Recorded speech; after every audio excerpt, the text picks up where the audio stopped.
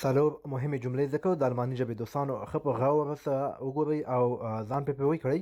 کله چې موږ چاته وایو په فارمل یعنی په مؤدبانه شکل سره، په رسمي شکل سره، چې موږ څوک نه پیژنو، استادان وي، زموږ څخه مشران وي، او چې کله هم تاسو یو دفتر ته ځئ نو هغوی نه چې پوښتنه کوئ څنګه یاستئ، څنګه یاستئ په پښتو کې موږ هم وایو څنګه یاستئ. دغه جمله په الماني ژبه داسې وایو وی ګیټ اس اینن، وی ګیټ اس اینن. دا ډیره فارمل په مؤدبانه شکل سره ده. زده یې کړئ دوستانو.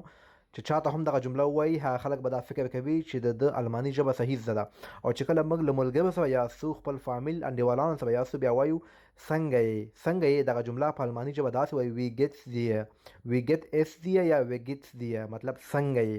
په جواب کې موږ وایو زه ښه یم، مننه. Mir geht es gut, danke. Mir geht es gut, danke.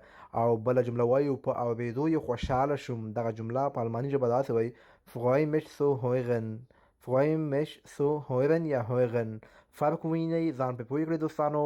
دغه جمله چې تاسو استفاده کړئ زه مطمئن یم انشاءالله چې تاسو به هغه چاته چې وایي هغوی به یو مثبت فکر کوي.